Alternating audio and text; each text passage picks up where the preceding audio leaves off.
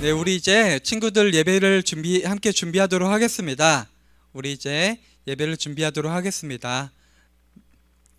네, 예배 드리기 앞서서 우리 친구들 전사님이 매 예배 드리기 전마다 말하는 건데 카메라를 가급적으로 켜 주었으면 좋겠어요. 카메라를 켜야 전사님도 여러분들 어떻게 예배 드리는지 얼굴도 보고 조금 더 함께 예배 드리는 느낌으로 예배 드릴 수 있기 때문에 가급적이면은 카메라를 켜주시면 좋을 것 같아요. 이제 우리 마음을 정돈하고 혹시 집에 성경책이나 찬송가 있는 친구들은요, 성경책 찬송가 앞에 이렇게 놔주시고요, 함께 예배 드리도록 하겠습니다. 네, 이제 시간이 되었으므로 우리 2021년 10월 첫째 주 동산교회 초등부 예배를 우리 사도신경을 고백함으로써 시작하도록 하겠습니다. 함께 고백하겠습니다.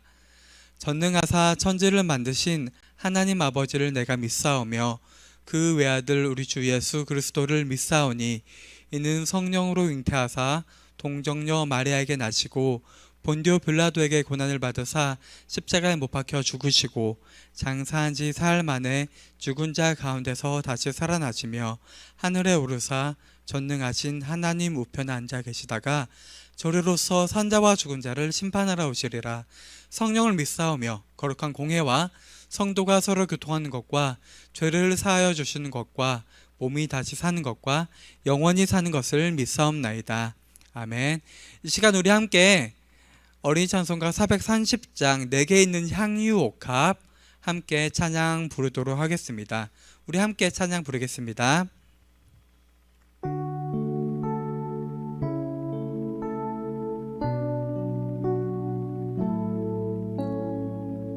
우리 마음을 다해서 함께 찬양할게요. 내게 있는 향유옥합 주께 가져와 그 발 위에 입 맞추고 깨뜨립니다.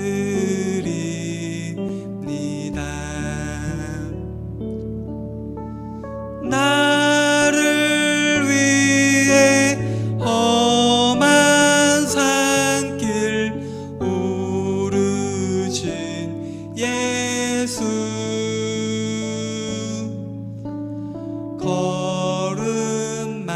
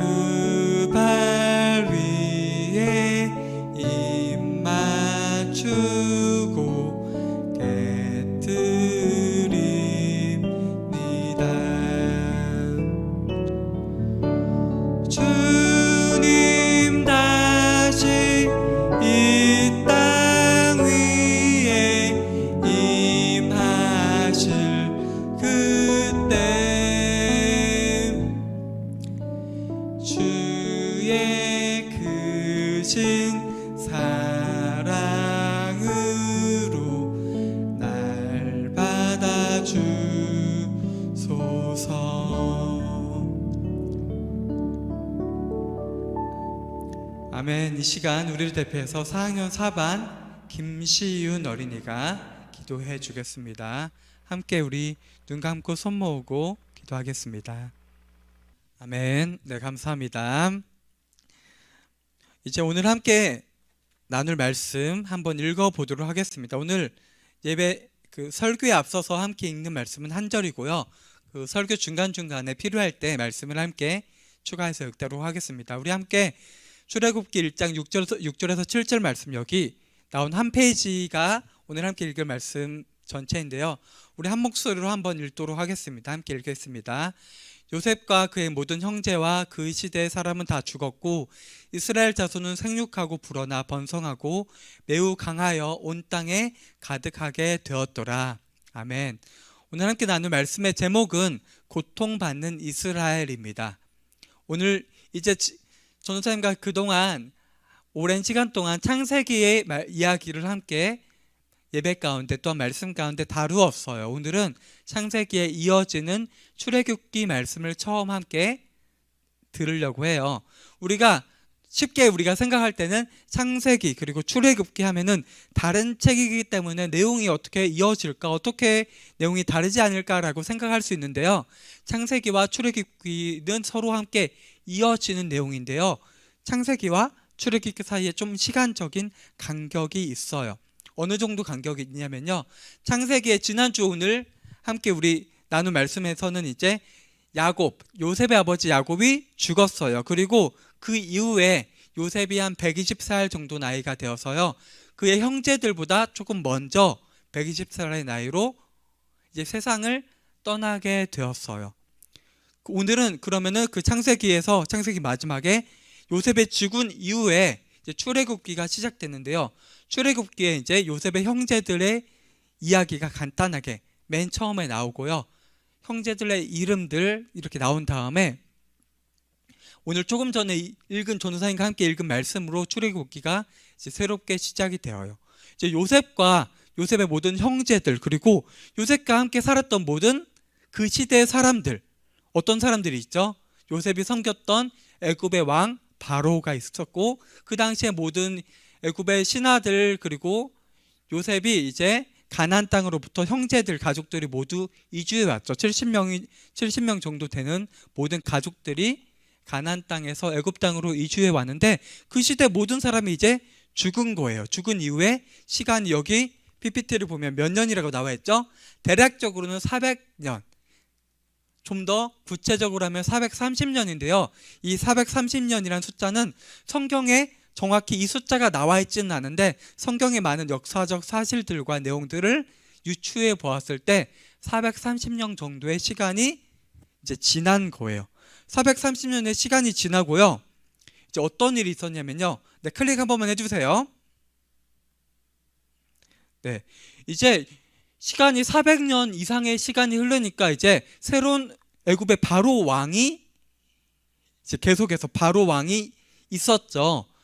바로가 어떤 의미냐면요, 애굽의 왕이 바로를 의미해요. 그러니까 바로는 한마디로 우리나라로 말하면 왕을 의미하는데요. 이제 새로운 왕이 애굽의 최고 통치자가 되는데요, 이제 요셉을 알지 못하는 새로운 왕이 애굽의 가장 책임자, 우두머리가 된 거예요. 근데 여기서 한번 짚고 넘어갈 게 있어요.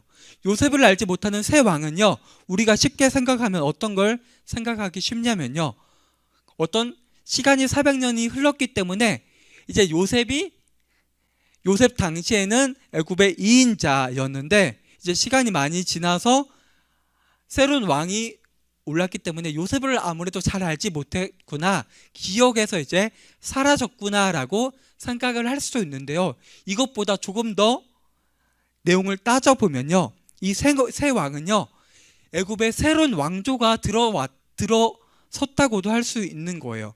우리 역사에 조금 관심 있는 친구들, 한국의 역사에 조금 관심 있는 친구들은요, 우리 조선의 왕조를 이씨 왕조라 그래요. 왜 이씨 왕조예요?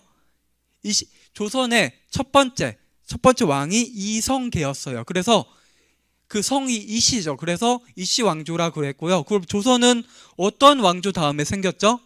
네, 고려라는 왕조 다음에 세워졌죠. 그러면 고려는 첫 번째 왕이 누구였죠?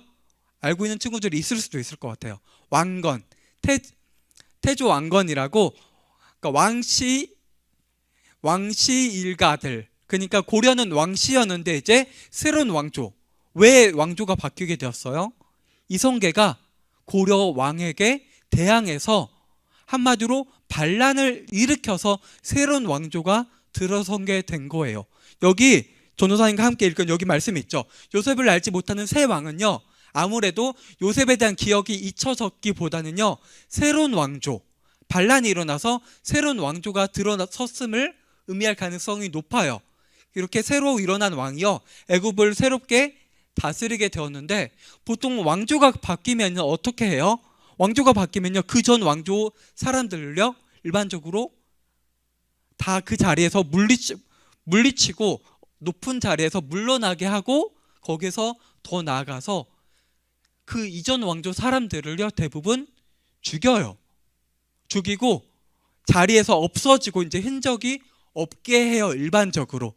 이건 그 당시 애굽에서도 그랬고, 전 세계 많은 역사 가운데서도, 많은 나라 가운데 그랬고요, 우리나라 역사 가운데서도 그랬어요. 흔적을 지워요. 그렇다면 이제 새로운 왕이 들어섰어요. 새로운 왕조가 들어선 거예요. 그런데 그 새로운 왕은 그 전 요셉에 대해서 어느 정도 알고 있겠죠. 요셉은 어떤 사람이에요? 그 이전 왕조를 도와서 애굽이란 나라를 튼튼하게 강하게 했던 사람이에요. 근데 그 요셉이라는 사람이 혼자 있는 것이 아니라 숫자가 아주 많아졌어요. 아주 강성해졌어요. 조금 전에 그림을 보면요, 여기 처음에 이제 가나안 땅에서 애굽 땅으로 오게 된 사람들이 대략 70명 정도였는데요, 400년 동안에 그 70명이 대략적으로 200만, 적게 잡으면 200만 명, 많게 잡으면 300만 명에 달하는 숫자로 그만큼 이스라엘 민족들이 강성해진 거예요. 숫자가 400년 기간 동안에 엄청 많이 늘어난 거예요. 이걸 수학적으로 따지면요, 매년 이스라엘 민족의 숫자가 2.3% 정도 늘어났다고 해요. 매년. 그러니까 엄청 빠른 숫자로 늘어나게 된 거죠. 이 정도 숫자는요, 지금도 우리나라 인구 치면 우리나라 인구 몇 명이죠, 지금? 대한민국 인구는 대략적으로 5천만 명이 아직 안 되는데요, 그거랑 비교해도 200만 명에서 300만 명은 엄청 많은 숫자예요. 근데 당시 지금으로부터 몇천 년 전 애굽 땅에서 한 나라 전체 인구가 아니라 한 나라의 하나의 부족 일부가 200만 명에서 300만 명이라는 숫자를 가진다는 것은 엄청 큰 비중을 차지한다는 거예요. 더군다나 조금 말씀을 이어서 한번 읽어볼게요. 네, 새로운 왕이 일어났는데 그가 이제 이스라엘 백성을 놓고 이렇게 말한 거예요. 이 백성 이스라엘 자손이 우리보다 많고 숫자적으로 많을 뿐만 아니라 그 힘이 강한 거예요. 그래서 이렇게 말해요, 그 새로운 왕이. 자, 우리가 그들에게 대하여 지혜롭게 하자. 두렵건대 그들이 지금 숫자보다 더 많게 되면 전쟁이 일어날 때 우리 대적과 합하여 우리와 싸우고 이 땅에서 나갈까 하노라 하고. 그러니까 숫자가 너무 이스라엘 민족들의 숫자가 너무 많아지고요, 그리고 그들의 힘이 강해지는 걸 보니까 새롭게 일어난 애굽의 왕이 이스라엘 민족을 두려워하게 된 거예요. 두려워하게 된 이유는 여러 가지가 있어요. 어떤 이유가 있을까요? 이스라엘 민족은 애굽 사람들이 믿고 있던 신들과 다른 신을 섬기고 있어요. 애굽 사람들이 믿고 있던 신들이 있어요. 근데 이스라엘 민족은요, 그들이 믿는 신과 다른 신인 하나님을 믿고 있어요.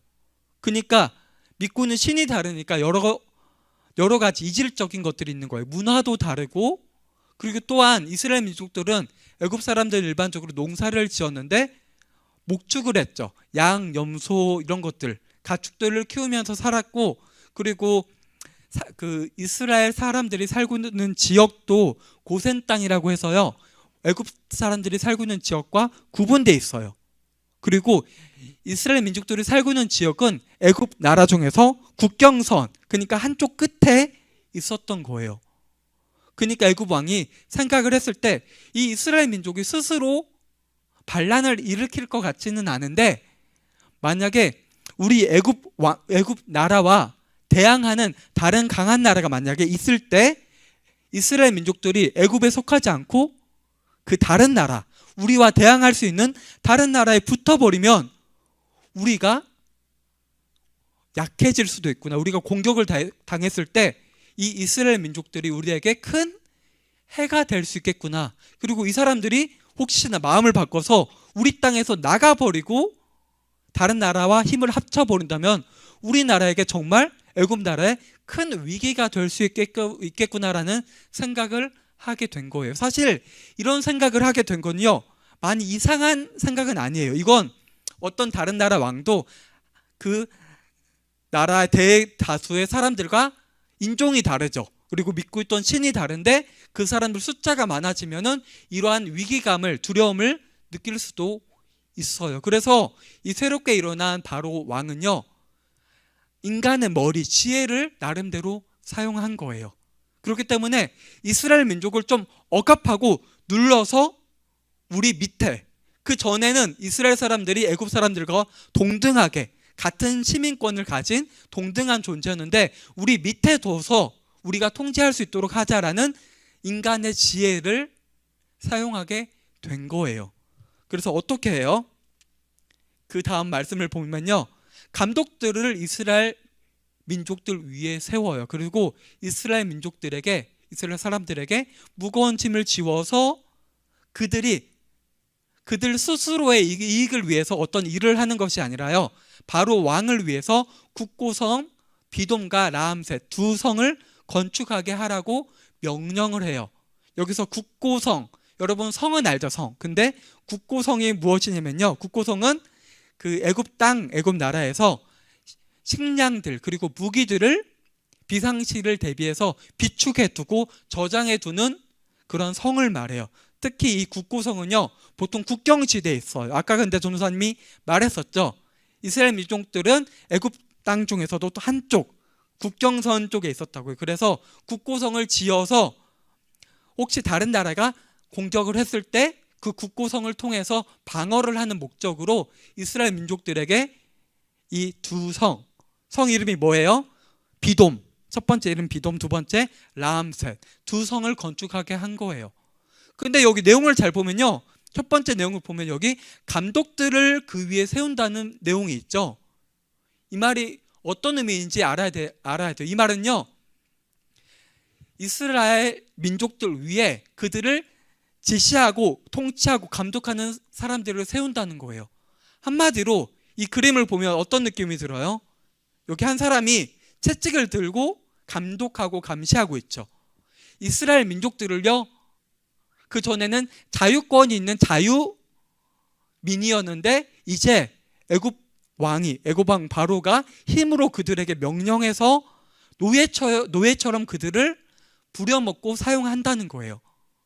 노예처럼 하고 이스라엘 민족들에게 힘을 뺏어가고 노예처럼 이 사람들이 성을 짓게 하면 이스라엘 사람들이 이제 다른 생각을 하기 쉽지 않겠죠.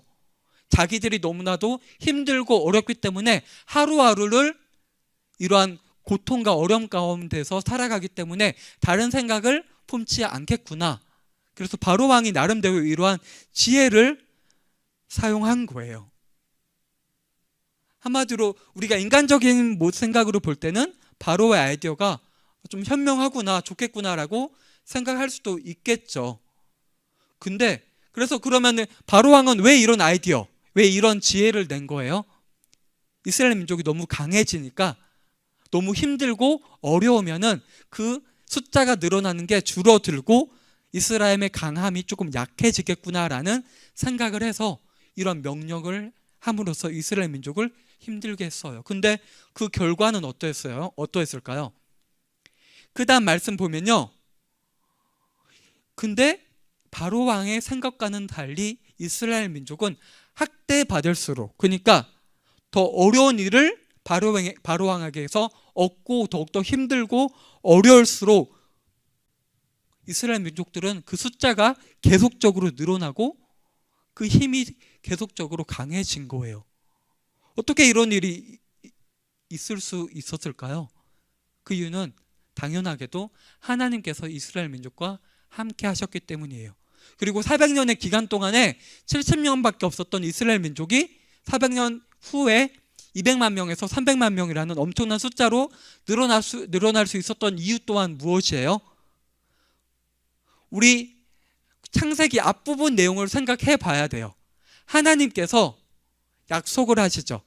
아브라함에게 약속을 하세요. 세 가지 약속, 언약을 맺으시는데 그 내용 중에서 가장 첫 번째 내용이 뭐예요? 하나님께서 아브라함을 저 밤에 엄청 하늘에 많은 별들을 보여주게 하시고 이렇게 말씀하시죠. 너의 자손이 이스라엘 민족이 저 하늘의 별처럼 많게 하시겠다. 이미 약속하셨어요. 그 약속을 하나님께서는 이스라엘 민족들이, 이스라엘 백성들이 가나안 땅에서 애굽 땅으로 옮겨왔을 때 그 약속을 이루신 거예요. 하나님의 약속이 이루어지는 과정을 우리 출애굽기 앞 내용을 통해서 알 수 있는 거예요. 어떻게 보면 그 애굽 땅이요. 애굽 땅은 지금 이스라엘 민족들이 애굽이란 나라 안에서 보호를 받고 있죠. 그리고 좋은 고센 땅을 제공을 받았어요. 그러니까 그 민족이 숫자가 늘어날 수 있는 좋은 환경을 애굽 바로 왕을 통해서 제공을 받았던 거예요. 그리고 그 시간이 400년이 흘러서 애굽 왕 바로가 새롭게 일어난 애굽 왕 바로가 그들 이스라엘 민족을 학대하고 어렵게 했음에도 불구하고 이스라엘 민족들은 계속해서 번성하고 늘어날 수 있었던 거예요. 이러니까 바로 왕은 새로운 아이디어 머리를 내요. 이스라엘 민족들을 어떻게 숫자를 적게 하고 약하게 할까? 그래서 어떤 아이디어를 내냐면요. 그 다음 말씀을 보면요. 여기 친구들 보이죠? 함께 한번 읽어보도록 하겠습니다. 네. 이스라엘 자손에게 일을 더욱 엄하게 한다는 건 더 힘든 일을 시킨다는 거예요. 그 힘든 일이 뭐냐면요. 여기 밑에 나오죠. 세 번째 줄에 흙 이기기와 벽돌 굽기를 이스라엘 민족들에게 시켜요. 그리고 농사의 여러 가지 일들을 시키는데 이 시키는 모든 일이 아주 힘들었다고 해요. 일단은 흙 이기기와 벽돌 굽기는 잠시 후에 보고 농사의 여러 가지 일을 볼게요. 이스라엘 민족들이 원래 농사 짓던 사람들이 아니었죠. 그러니까 원래 가축 키우고 가축들을 이동시켜서 풀을 좋은 곳에서 뜯어먹게 하고 이게 주된 일이었는데 전에 하지 않았던 새로운 일을 시키는 거예요. 그리고 이 농사일을 시키는데 그럼 농사를 하면요 농사의 재배를 하는 수확을 하게 되겠죠. 추수를 하게 되는데 그 수확한 곡식들도 엄청 많이 가져가겠죠 당연히 약하게 하기 위해서. 그리고 흙 이기기와 벽돌 굽기를 시키는데 이거 어떤 내용인지 잘 모르는 친구들이 있을 것 같아서 전도사님이 사진을 준비해 왔어요. 지금도 어려운 나라들 같은 가운데서는요 흙으로 집을 짓기도 해요. 그러니까 흙에 진흙 같은 거에다가 물을 뿌려요. 아니면 진흙을 구해와요. 여기에 지푸라기 같은 것을 섞기도 해요. 그 다음에 그 섞은 것을 그 네모난 틀 같은 거 안에 이렇게 구겨서 넣어요.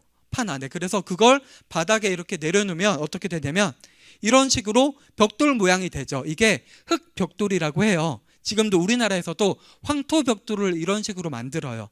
근데 이러한 틀에 집어넣은 흙을 그대로 그냥 밖에 말리면요 딱딱하게 튼튼하게 단단하게 되지 않아서요 이 벽돌을 불에 굽는 거예요.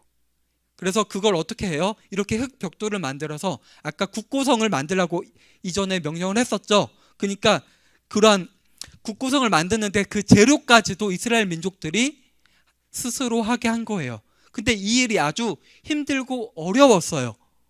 지금도 이 일을 하면요 전도사님 인터넷에 찾아보고 유튜브에도 찾아보니까 아주 힘들고 어려워요. 하루 열심히 해봤자 그렇게 많이 만들지 못해요. 이 일을 이스라엘 민족들에게 시킨 거예요. 왜 시켰어요? 이스라엘 민족들이 학대에도 더욱더 강성해지고 숫자가 줄어들지 않았기 때문에. 이게 첫 번째 바로의 계책이에요. 아이디어예요. 그리고 두 번째 아이디어는 무엇이냐면요 이제 애굽 왕 바로가 히브리 산파 2명을 불러요. 히브리 산파 2명을. 히브리 산파 2명을 부르는데 산파가 어떤 직업이냐면요. 직업 이름인데 산파는 우리 친구들 다 아마도 대부분 거의 100% 여러분들 어디서 태어났어요? 태어날 때? 산부인과에서 태어나죠. 산부인과. 병원에서 태어나는데 그 당시에는 병원이 당연히 없었겠죠. 그렇기 때문에 아기를 낳을 때 아기 낳는 것을 도와주는 사람이 있었어요. 그 아기 낳는 것을 도와주는 사람이 산파였어요. 산파. 근데 히브리 산파면 히브리는 무엇을 의미해요? 이스라엘 사람들.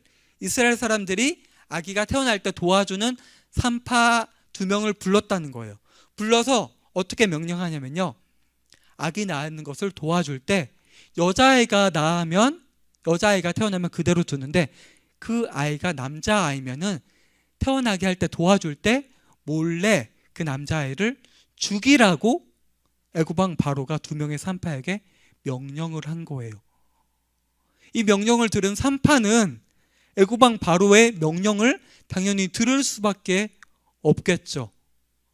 히브리 산파도 또한 이스라엘에 속한 사람이기 때문에 노예로서 살아가고 있는데 자신의 주인, 애굽에서 가장 힘이 강한 애굽왕 바로가 산파에게 명령했기 때문에 그 명령을 들을 수밖에 없었을 거예요. 근데 여기 말씀을 보면요, 이 2명의 히브리 산파들은 하나님을 두려워하는 사람이었어요. 그래서 애굽왕의 명령을 어기고 남자아이들을 살렸어요. 왜 살렸다고요? 하나님을 두려워했기 때문에. 여기서 두려워하다는 단어로 표현하고 있는데 이 말을 다른 단어로 표현하면 하나님을 경외했기 때문에 남자아이를 살렸다고 하는 거예요.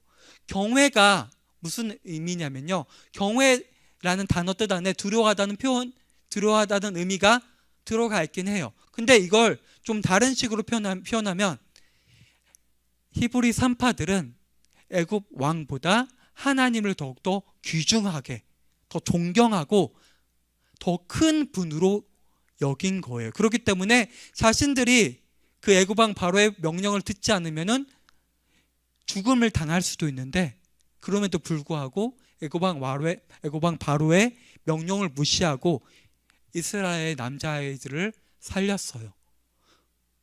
근데 살려도 이제 그 소식이 애굽 왕 바로에게 당연히 들어가게 되겠죠. 그러니까 애굽 왕 바로가 산파들을 데려다가 그들을 추궁해요. 너 왜 내 명령을 듣지 않았느냐라고 말할 때 히브리 산파들은 이렇게 이야기를 해요. 이스라엘 민족들은 애굽의 다른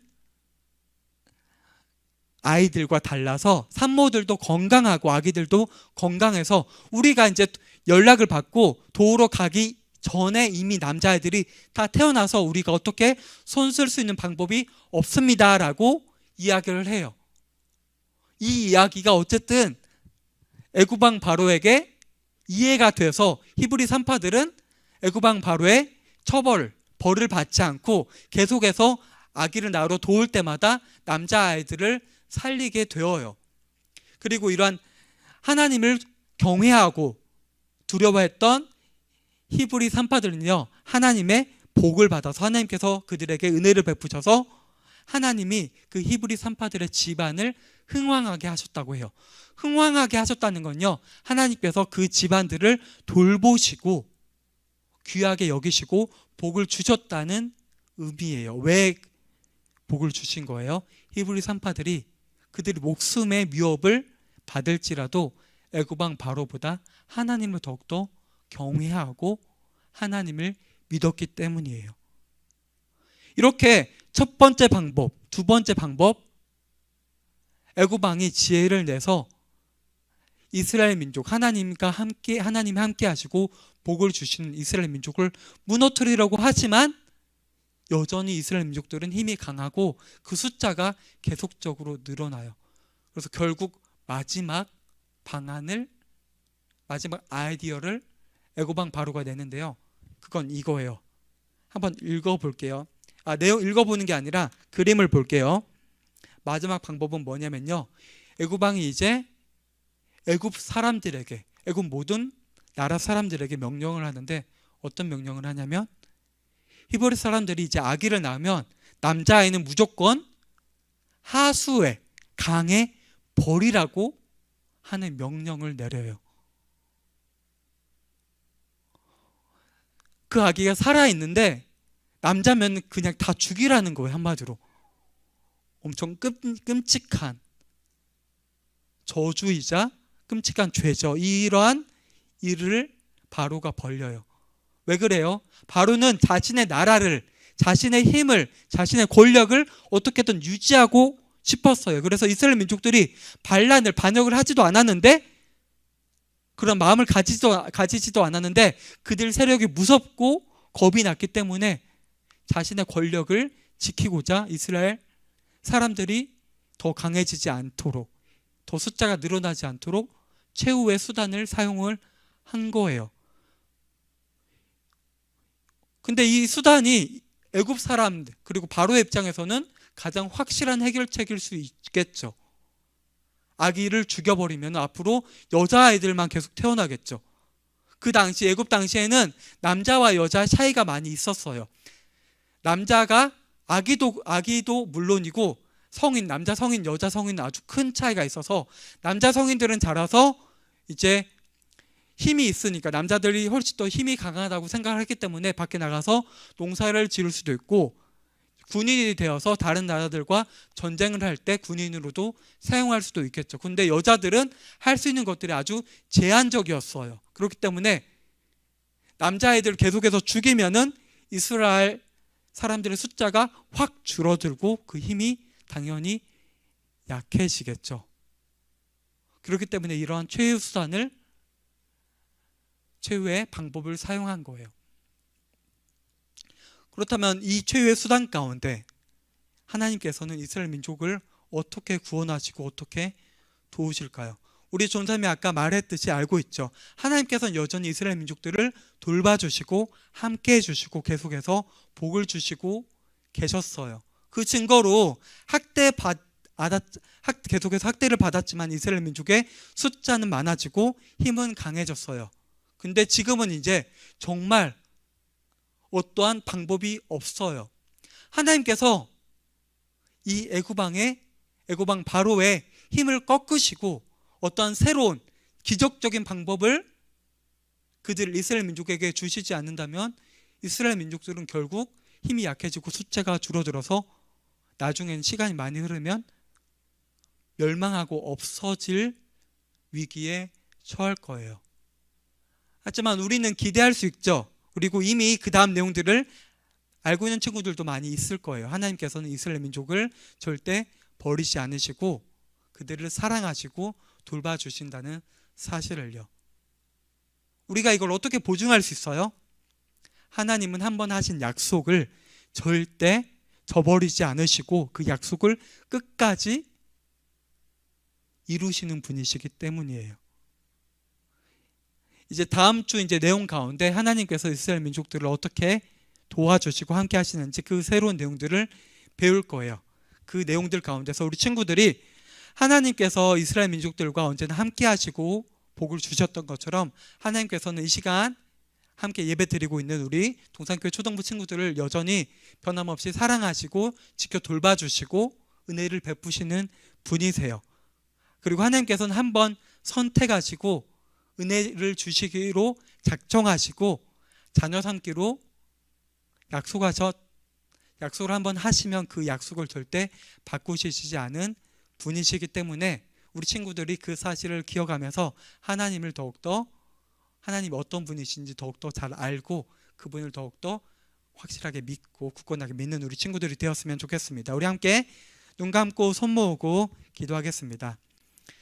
아버지 하나님 감사합니다. 오늘 출애굽기 말씀 가운데서 하나님께서는 이스라엘 민족에게 하신 약속을 언제나 변함없이 지키시고 또한 어려움과 힘듦 가운데서도 불구하고 이스라엘 민족들을 여전히 사랑하셨다는 사실을 알게 되었습니다. 아버지 하나님, 마찬가지로 하나님께서는 우리 동산교회 초등부 친구들을 사랑하시고 선택하여 주시고 자녀 삼아 주심으로 이 시간 우리가 함께 예배 드릴 수 있습니다. 우리가 이 세상 가운데 하나님의 자녀로서 살아가고 있습니다. 아버지 하나님, 우리가 정말 힘들고 어려운 일이 있을 때라도 더욱더 주님을 의지하고 바라봄으로써 또한 주님께서는 우리를 절대 버리시지 않으시고 세상 끝날까지 우리와 함께 하시고 이끄시는 분이라는 사실을 우리 친구들이 기억하면서 더욱더 주님을 확실하게 믿고 굳건한 반석 되시고 기둥 되시는 그 하나님을 따라갈 수 있도록 주님께서 도와주시고 붙들어 주세요. 예수님의 이름으로 기도합니다. 아멘.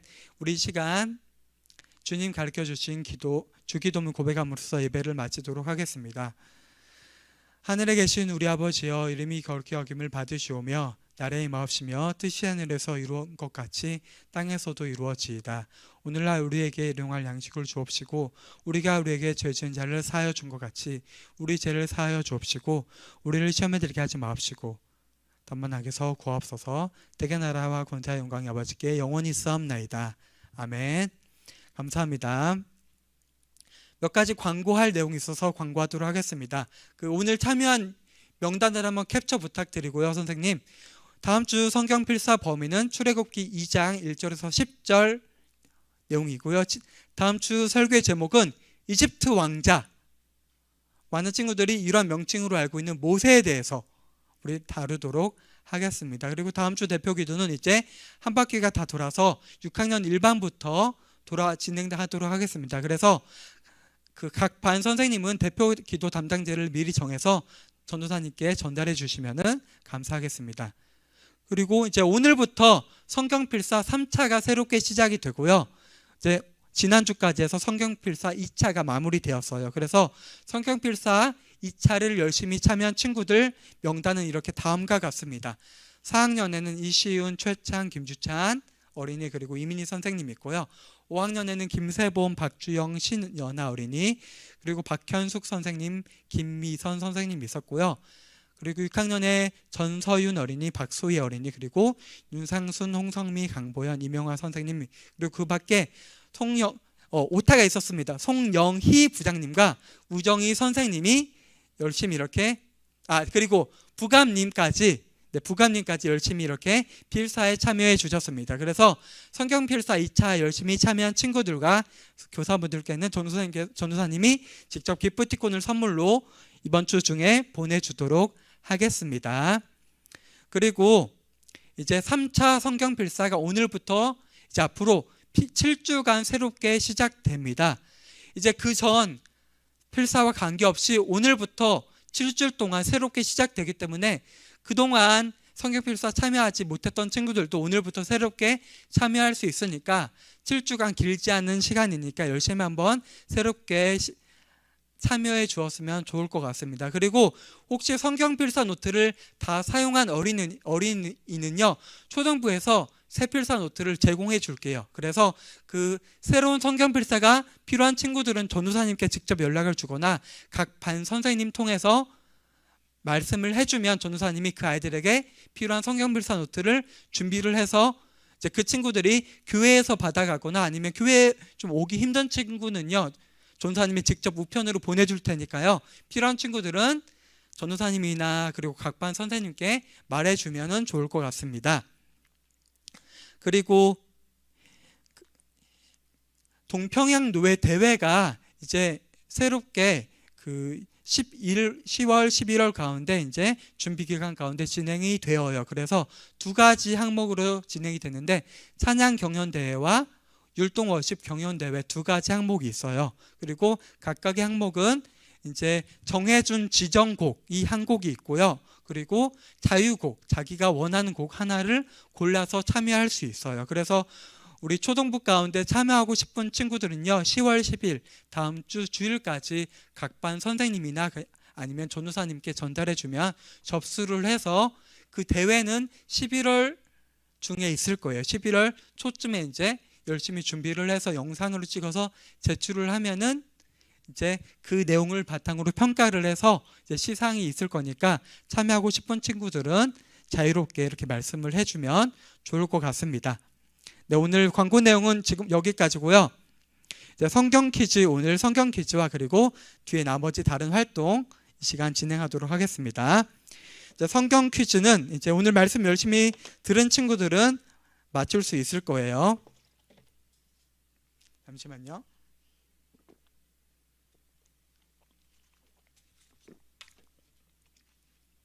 네, 성경 퀴즈 그럼 첫 번째 문제 나가도록 하겠습니다. 네, 참여 방법은 마찬가지예요. 손을 이렇게 내밀어서 카메라에 가까이 이렇게 대주시면요, 전사님이 먼저 한 순서대로, 그리고 최대한 여러 친구들에게 기회가 갈 수 있도록 기회를 주도록 하겠습니다. 그리고 문제 가운데요, 오늘 전도사님이 함께 읽은 말씀이 있죠. 출애굽기 1장 내용에서 답을 찾을 수 있는 것이 있으니까요, 성경책이 있는 친구들은 앞에 이렇게 펴놓고 문제 참여하면 조금 더 쉽게 맞출 수 있을 것 같아요. 그리고 성경책이 혹시 집에 없는 친구들도요, 어플 가운데 성경이라고 검색을 하면요, 성경을 핸드폰으로 볼 수 있는 다양한 어플들이 있으니까 예배 드릴 때나 퀴즈에 참여할 때 이렇게 켜놓고 참여할 수 있으니까 그 활용해 보면 좋을 것 같습니다. 이제 첫 번째 문제 나갑니다. 문제 어렵지 않아요. 출애굽기는 창세기 이후에 몇 년 정도의 시간 후에 내용을 다루고 있을까요? 네, 이번에 신연아 어린이가 제일 빨랐어요. 5학년 신연아 어린이 한번 말해주세요. 네, 정확히 430년 잘 맞췄습니다. 5학년 신연아 어린이가 첫 번째 문제 잘 맞췄습니다. 두 번째 문제 나갑니다. 이스라엘 민족들이 숫자가 엄청 많아졌는데 어느 정도 숫자까지 늘어났을까요? 네, 이번에는 4학년 김서진 어린이가 조금 더 빨랐던 것 같아요. 한번 맞춰보세요. 네, 크게 말해주세요. 크게 잘 들리게. 조금 답이 다른 것 같아요. 다른 친구. 박주영 어린이 한번 맞춰볼게요. 5학년 박주영 어린이. 네, 단위가 좀 달랐었죠? 박주영 어린이가 잘 맞췄습니다. 200만 명에서 300만 명 숫자에 달했다고 합니다. 세 번째 문제가 나갑니다. 이 문제는 조금 어려울 수 있어요. 요셉을 알지 못하는 새 왕은 무엇을 의미할까요? 네, 양현서 어린이 한번 답해 보겠습니다. 그 430년 중간에 이제 왕의 난이 있어가지고 왕이 바뀌어가지고 왕이 요셉에 대해 요셉이란 이름은 아는데 요셉의 업적이나 그런 걸 잘 몰라요. 네, 잘 대답해 주었습니다. 아마도 새로운 왕조가 들어섰기 때문에 그 전 왕조와 친했고 그 전 왕조에서 높은 자리에 올랐던 요셉과 요셉의 가족들인 이스라엘 민족들을 새로운 왕조, 새로운 왕은 싫어했을 가능성이 높아서 위기로 여기고 두려워했을 거라고 전사님이 말씀 가운데 설명을 했었죠. 현서 어린이가 잘 대답을 해 주었습니다. 네 번째 문제 나갑니다. 애굽 왕은 이스라엘 민족을 왜 두려워했을까요? 두려워한 이유가, 이것도 말씀 가운데 다 내용이 있으니까 말씀 내용을 읽어서 확인할 수 있어요. 네, 그럼 박서진 어린이가 한 번 더 맞춰볼게요. 네, 현서는 잘 아니까 기회를 조금 더 천천히 줄게요. 나중에 다른 나라가 쳐들어올 때 그 나라에 합세할 수도 있고 반란을 일으킬 수도 있어서. 네, 잘 대답해 주었습니다. 네, 다른 나라와 힘을 합쳐서 애굽 나라를 공격했을 때 위기에 처할 수 있기 때문에 이스라엘 민족을 두려워했죠. 그리고 그 숫자도 너무 많았고 강했기 때문에 두려워했어요. 다음 문제 나갑니다.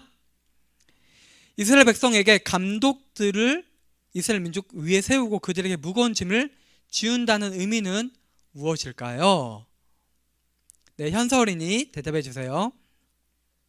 이스라엘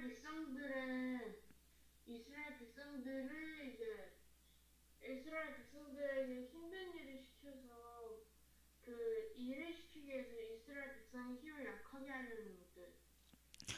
네, 그것도 많은데 거기에 한 가지 의미가 좀 더 추가되면 좋을 것 같은데, 감독들을 그들 위에 세운다는 의미가 무엇이었죠? 어떻게 한다고 했었죠? PPT 해가지고 적발 시간을 줄여가지고 더 많은 걸 만들게 하기 위해. 박서진 어린이 한번 대답해 볼게요. 지금 박서진. 박서진 어린이 한번 얘기해 볼까요? 예, 박서진이다. 현서 잠깐만 대답 안 할 때 마이크 꺼주시고요. 박서진 어린이 손 든 거 맞죠? 네? 외국 사람들이 이스라엘 사람보다 더 높은 권위 위에 있다는 걸 뜻하기 위해서.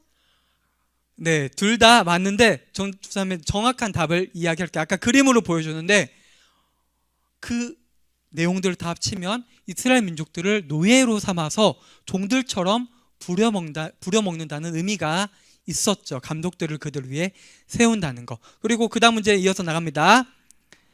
학대받을수록 더욱 번성하고 강해질 수 있었던 이유가 무엇이죠? 문제가 계속 좀 어려워요. 우리 친구들 한번 다른 친구들도 손 들어보면 좋을 것 같은데 네, 현서가 한번 대답해 볼게요. 이스라엘 백성이 하나님을 믿고 의지했기 때문에 함께 하셨기 때문이죠. 네, 잘 대답해 주었고요. 네, 7번 문제 넘어가고 8번으로 보겠습니다. 히브리 산파는 왜 애고방의 명령을 어겼나요? 왜 어겼어요? 네, 유지민 어린이 한번 말해 볼까요?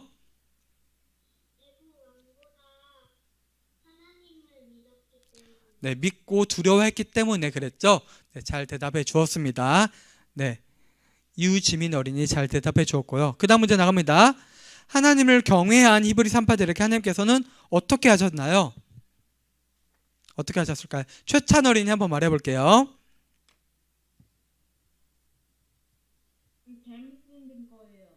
아, 든 거 아니에요? 네, 그러면 다른 친구들 양수진 어린이 손 든 거 맞아요? 아니에요? 그럼 유지민 어린이가 한번 더 이번에 맞춰 기회를 줘볼게요.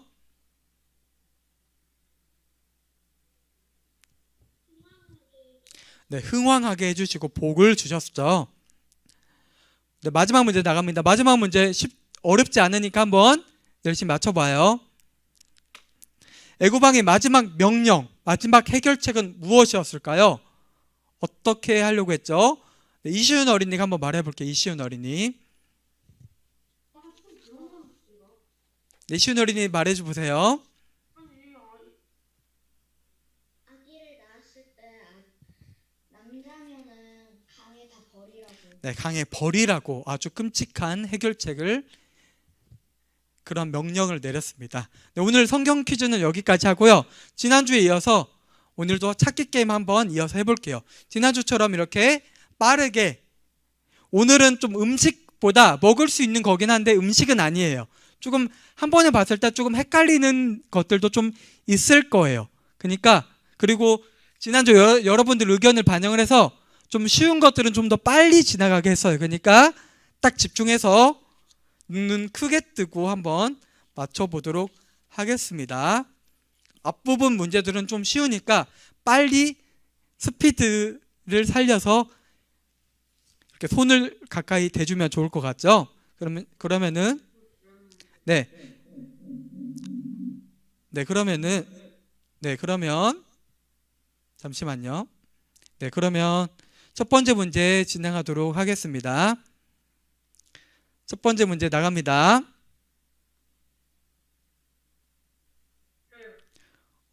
이번에 주찬이가 제일 빨랐던 것 같아요. 김주찬 한번 대답해 볼게요. 현서에 마이크 끄고 있어요. 대답할 때만 마이크 켜주세요. 주찬이. 네, 첫 번째는 어렵지 않았죠? 오이였어요. 오이. 두 번째 문제 나갑니다. 두 번째. 네, 정예람 어린이 한번 말해볼까요? 정예람 어린이. 네, 그럼 서예영 어린이가 빨랐던 것 같은데 서예영 어린이 한번 말해볼게요. 자두 비슷한데 자두는 아니었어요. 그러면 손 든 친구 중에서 최찬 어린이 한번. 네, 복숭아였습니다. 복숭아였어요. 자두랑 좀 비슷하죠. 세 번째 문제부터는 좀 어려워요. 한번 잘 보세요. 뭐예요? 전서윤 어린이 한번 맞춰볼게요.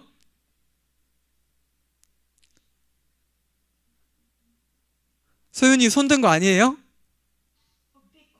맞아, 커피콩이었어요. 커피콩. 커피랑 카카오랑 달라요, 조금. 예. 카카오 열매는 매운맛을 내고 커피는 쓴맛을 낸다고. 아, 그래요? 네, 알겠어요. 선생님이 근데 이거 찾을 때 이제 영어 사이트에서 찾았는데 커피 빈이라고 커피콩이라고 정확히 있었어요. 이건 카카오는 아니었어요. 그 다음 문제 나갑니다. 그 다음 문제 집중하고 뭘까요? 김세범 어린이 한번 맞춰볼까요? 양상추는 아니었고 다른 친구 김서진 어린이 한번 맞춰볼게요. 그러면 허브이? 네? 허브 허브입은 아니고요. 다른 친구 유지민 한번 맞춰볼게요. 유지민. 상추가 아니었어요. 한 번 더 볼까요? 양현서 어린이 한번 말해볼게요. 양현서. 배추요. 네, 맞아요. 양배추. 배추였어요. 배추. 캐비지. 배추였어요. 배추. 네, 아쉽지만. 네, 기회를 줄게. 다음에 채찬 어린이 기회를 줄게요. 이번에도 좀 어려울 수 있어요. 잘 보겠습니다. 뭘까요? 아무도 몰라요, 이번 건? 있는데요? 안 나왔는데. 안 나왔어? 안 나왔는데. 다시 한번 보여줄게요. 봐봐요. 못 봤어요? 네, 안 나와요. 안 나왔는데. 잠깐만요. 선생님, 뒤에서 한번 해주시겠어요? 잠깐만, 나왔는데? 여기서는 안 보이니? 잠깐만, 다시 한번 해볼게. 네. 어. 이거 뭐예요? 뭘까요? 이번에 최찬 어린이한테 기회를 한번 줘볼게요. 먼저 그러면. 호두 아니에요. 좀 어려울 수 있어요. 임정혁, 감자. 정혁이. 감자. 감자 아니에요. 그리고 마이크는 꺼주세요. 기회를 주면 마이크를 켜주세요. 김주찬 어린이. 콩. 콩 아닙니다. 김서진. 피스타치오. 맞아요. 좀 어려웠죠? 피스타치오 뭔지 알아요? 피스타치오. 좀 알았던 친구. 네. 견과류 중에 하나죠. 피스타치오. 네. 피스타치오도 선생님 사 먹진 않는데 피스타치오가 들어간 아이스크림 있죠. 아이스크림. 저는 그거 갈아. 네, 알겠습니다. 피스타치오였고요. 그 다음 문제 나갑니다. 그 다음 문제. 이번 것도 좀 어려울 수 있어요. 종사님이 외국 사진을 가져와서 한국 거랑 좀 모양이 다를 수 있어. 이거는 과일이 아니구나. 뭘까요? 아무도 몰라요? 안 나왔어. 보였는데? 잠깐만. 다시 보여줄게. 뭐예요? 최찬? 옥수수 아니에요. 현서? 두리안. 두리안 아니에요. 박서진? 생긴 게 두리안 같아. 쌀이요. 쌀 아니고 김혜인 어린이? 아보카도. 아보카도 아닙니다. 김서진? 망고스틴. 망고스틱. 이게 과일 종류는 아닐 거예요. 전사님이 알기로는 과일은 아니에요. 한 번 더 볼까요? 한 번 더 볼게요. 그러면 전사님이 저번 너무 쉬운 것 같아서 좀 헷갈릴 만한 걸로 가져왔어. 뭘까?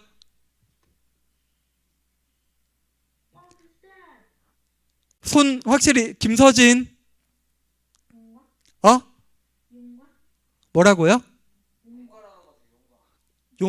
용과도 과일이죠. 과일은 아닌 거예요. 과일은 아니에요. 이거 우리 친구들이 좀 힌트를 주면 좋아할 만한 것은 아니에요. 근데 뭐 음식 같은 거에는 많이 들어가기도 해요. 한번 다시 볼게요. 신현아 어린이. 맞아요. 생강이었어요. 생강.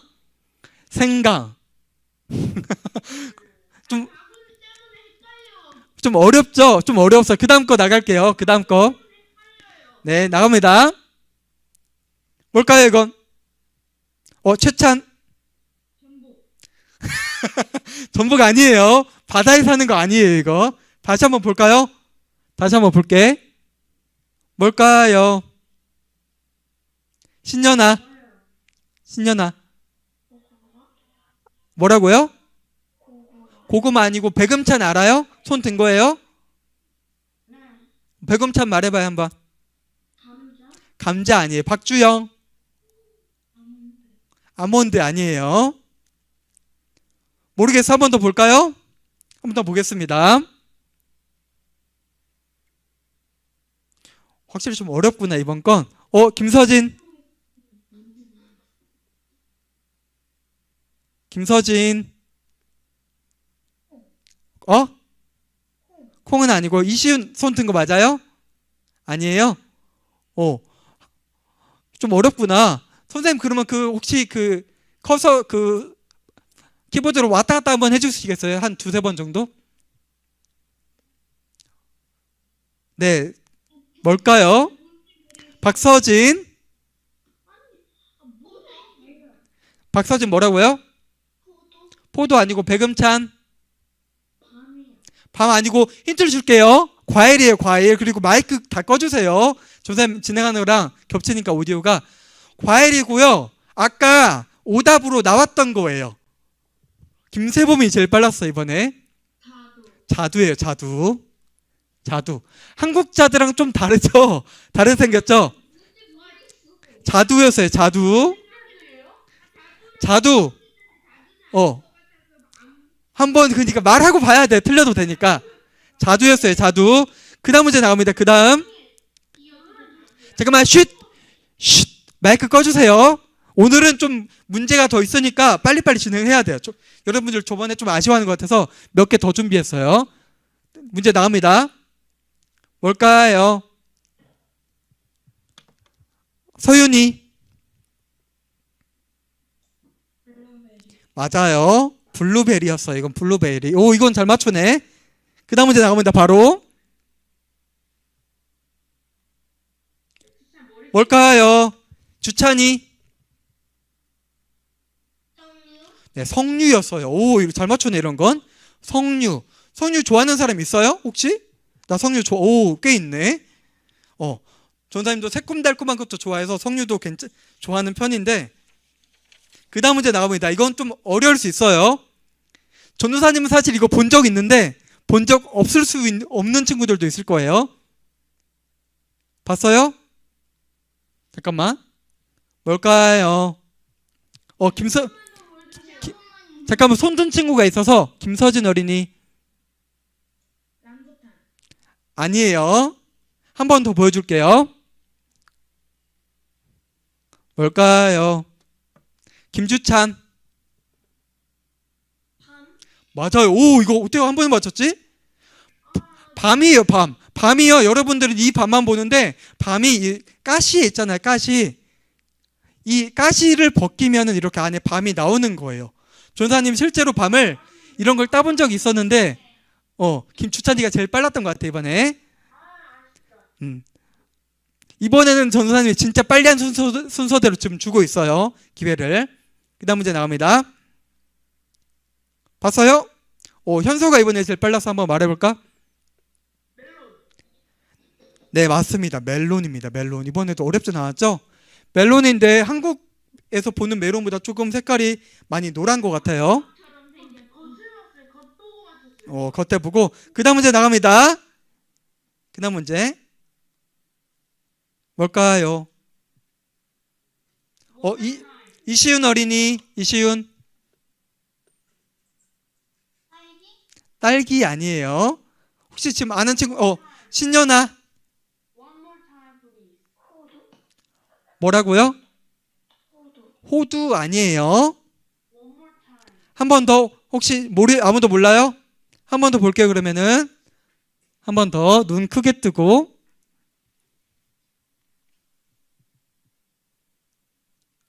유지민. 맞았어요. 도토리였어. 도토리. 도토리. 이제 가을 됐으니까 도토리 바닥에 떨어진 거 많이 있을 텐데 볼 수 있을 텐데 도토리였어요. 도토리. 오늘 준비한 이제 마지막 문제예요. 마지막. 마지막이에요. 근데 한번 잘 봐봐. 이거 조금 그 전 사진들이랑 조금 다를 수 있어서 잘 보세요. 뭘까? 못 봤어요. 못 봤어요? 네. 혹시 답 아는 친구 있어요, 지금? 다시 한번 볼게요, 그러면. 뭘까요? 안 보이네. 현서, 용과 용과 아니에요. 용과 같은 건 전도사님이 뭐 아는 친구는 아는데 모르는 친구도 많이 있을 것 같아서 열대 과일은 그렇게 준비를 안 했어요. 잘 모르겠어? 힌트를 한 가지 줄게. 어떤 과일을 확대해 놓은 거야, 확대. 가까이서 찍었어요. 그러니까 김세봄 파인애플? 맞아요. 오, 파인애플이었어요. 파인애플. 무슨 껍질이네? 파인애플 껍질 가까이 이렇게 잡아놓은 거. 아니, 얼마나 확대를 확대해 놔야 좀 더 어려우니까 네, 김세본 어린이가 확대 힌트 듣고 바로 잘 맞춰 주었어요. 오늘 준비한 건 여기까지고요. 다음 시간에 다른 재미있는 게임으로 준비해서 이제 예배 후에 2부 활동 진행하도록 하겠습니다. 그러면 오늘은 여기까지 하고 모든 순서를 다 마치도록 하겠습니다. 한 주 동안 우리 친구들 잘 지내고 다음 주에 건강한 모습으로 줌 예배 때 보아요. 모두 안녕. 안녕히 계세요. 음.